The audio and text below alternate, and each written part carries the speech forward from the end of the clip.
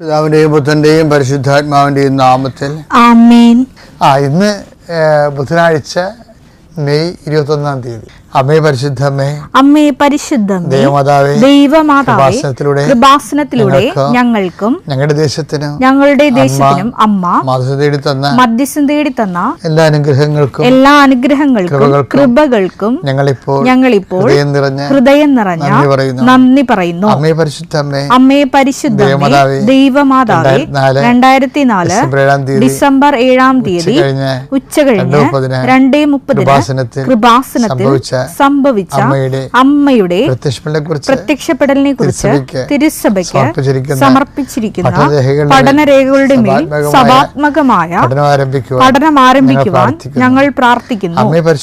അമ്മേ പരിശുദ്ധമേ, ഭൂസ്വർലോകങ്ങളുടെ രാജ്ഞിയായ അങ്ങയ്ക്ക് ഭൗമ സംരക്ഷണത്തിനായി പ്രപഞ്ചപ്രകൃതിയെ തന്നെ തിരുസഭ പ്രതിഷ്ഠിക്കുവാൻ ഈ പ്രത്യക്ഷീകരണ വഴി ഇടയാക്കണമേ. പരിശുദ്ധമ്മേ, ജപമാല മാതാവേ, സകല കൃപാസനം പ്രാർത്ഥനകളോടും ചേർത്ത് ഞങ്ങളിപ്പോൾ പ്രാർത്ഥിക്കുന്ന ഈ കുടുംബത്തിന്റെ പ്രത്യേക നിയോഗം പറമക്കളെ.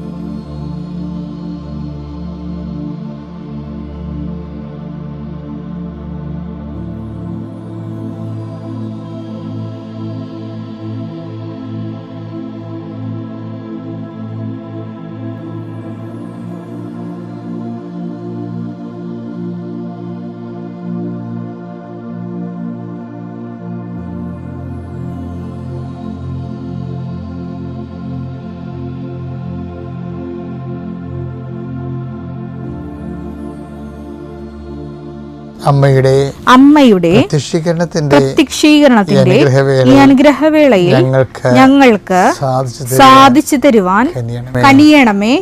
ആമേൻ. വിശ്വാസ പ്രമാണം. സർവശക്തനായ പിതാവും ആകാശത്തിന്റെയും ഭൂമിയുടെയും സൃഷ്ടാവുമായ ദൈവത്തിൽ ഞാൻ വിശ്വസിക്കുന്നു.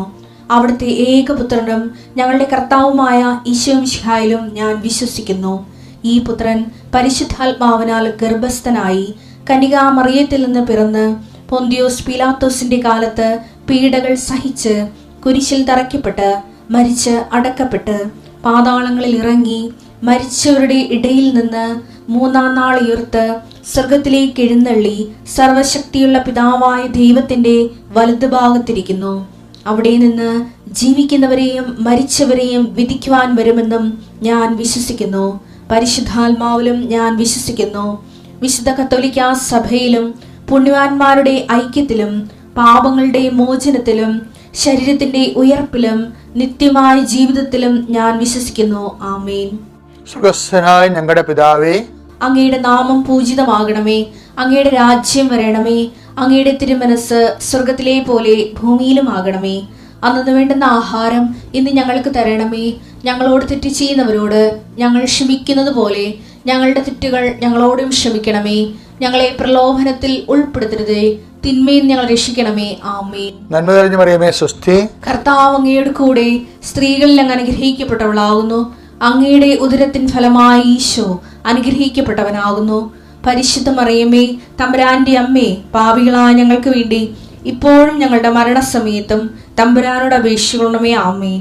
കർത്താവേ, നിന്റെ ഉന്നതമായ നാമത്തിന് സ്വസ്ഥം ചെയ്യുന്നു. കർത്താവെ, നിന്റെ വിശുദ്ധ പൗരോഹിത്യത്തെ മഹത്വപ്പെടുത്തണമേ. കർത്താവെ, സഭയിലുള്ള നിന്റെ സാന്നിധ്യം പ്രകടമാക്കണമേ. 39 വർഷം ഞാൻ അർപ്പിച്ച കൃപാനയുടെ യോഗ്യതയാൽ കൃപാസ്ഥാനത്താറെ ജീവനോടെ പ്രത്യക്ഷപ്പെട്ട പരിശുദ്ധ അമ്മയുടെ മാധ്യസ്ഥത്തിലെ കൃപാസ്ഥാനത്താറെ നടന്ന 10,000-കണക്കിന് ആരാധനയുടെ ശക്തിയാൽ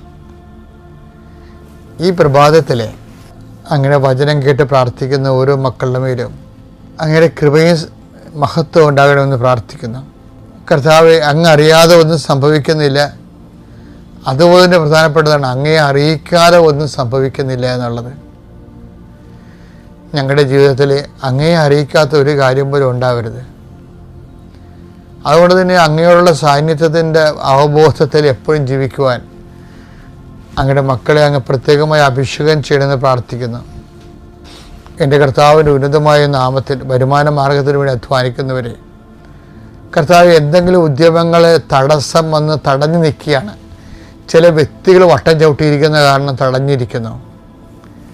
ചില നിയമങ്ങളെ എതിര് നിൽക്കുന്ന കാരണം തടഞ്ഞിരിക്കുന്നു.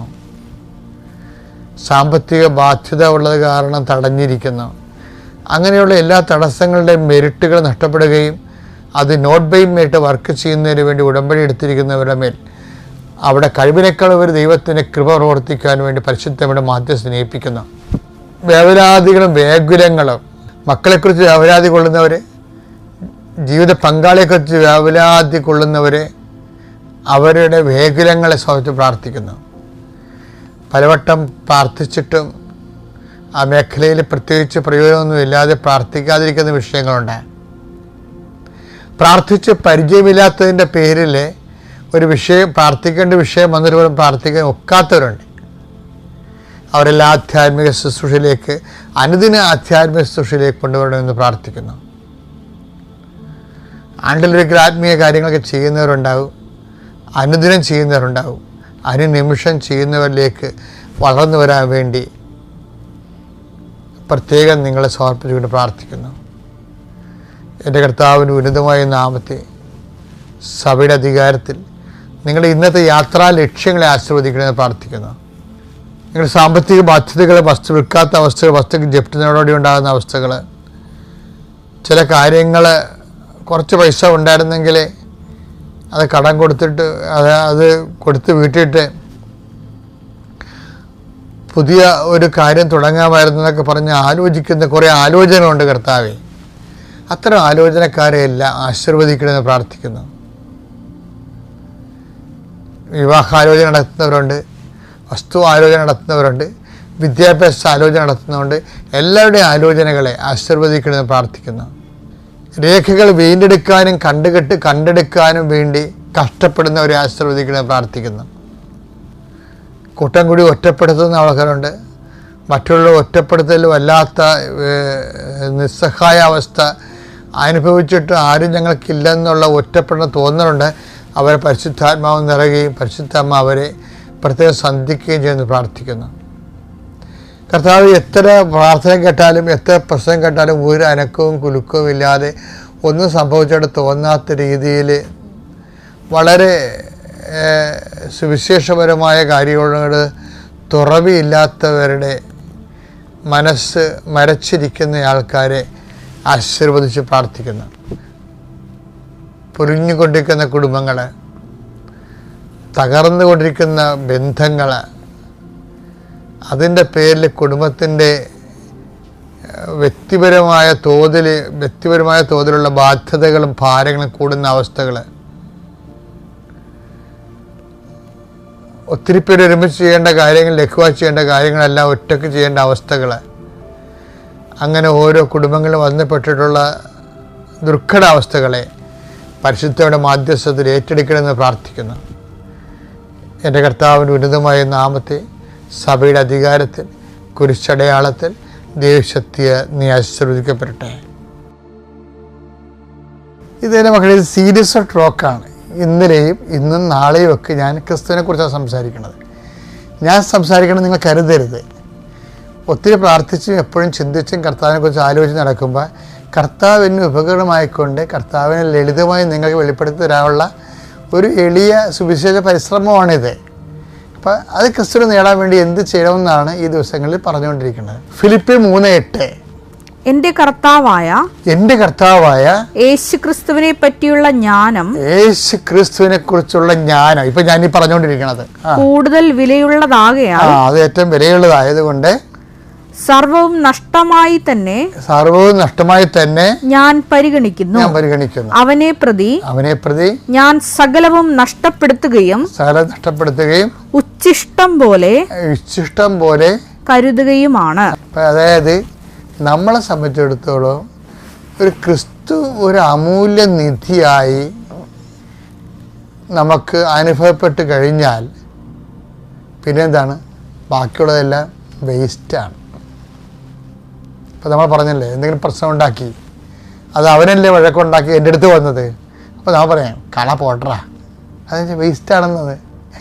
നീ അതിനെ വർക്ക് ചെയ്യേണ്ട. എന്താ കാര്യം, നീ ഇതിലൂടെ നേടിയെടുക്കാൻ ഉദ്ദേശിക്കുന്ന ക്രിസ്തുവാണ്. അപ്പം ശരിക്കും പറഞ്ഞാൽ ക്രിസ്തുവിനെ നേടാൻ വേണ്ടി ഏറ്റവും നല്ല വാക്കെന്നറിയാവാ, കള പോട്ടെന്ന് പറയുന്നതാണ്. കള പോട്ട എന്താ വെച്ചാൽ കാര്യം വെച്ചാൽ, നീ ഇപ്പം അമിത പ്രാധാന്യം കൊടുക്കുന്ന വിഷയങ്ങളോട്, വ്യക്തികളോട് കള പോട്ട എന്ന് പറഞ്ഞു കഴിഞ്ഞാൽ അതിൻ്റെ അർത്ഥം അത് വേസ്റ്റാണെന്നാണ് ബൈബിൾ പറയണത്.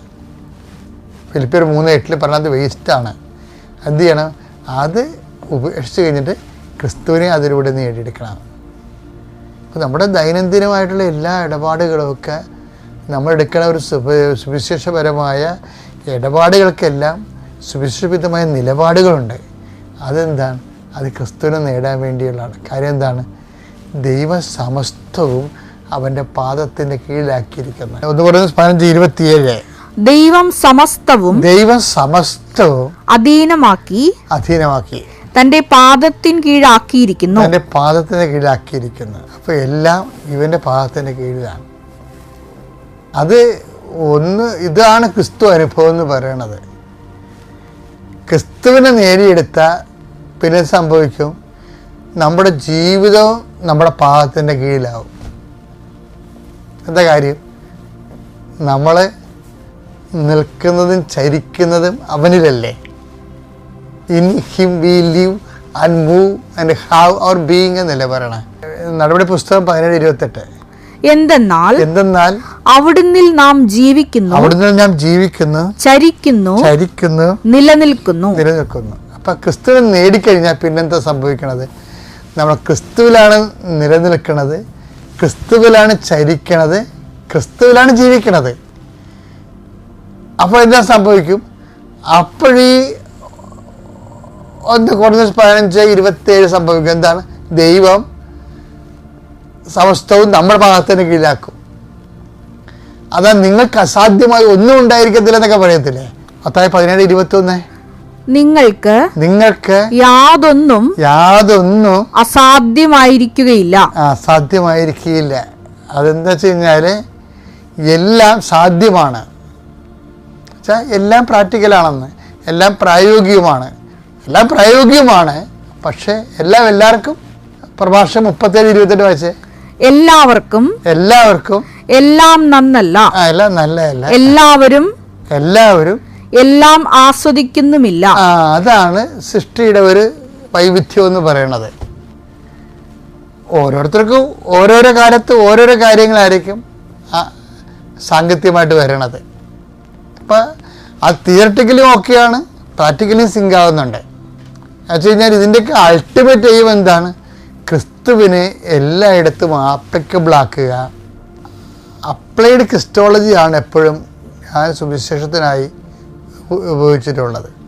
അതായത് എനിക്കെപ്പോഴും തോന്നിക്കുന്നത് ക്രിസ്തു എല്ലാമാണെന്ന് പറഞ്ഞ് എനിക്ക് അഭിഷേക വചനം കിട്ടിയ ആളാണ്.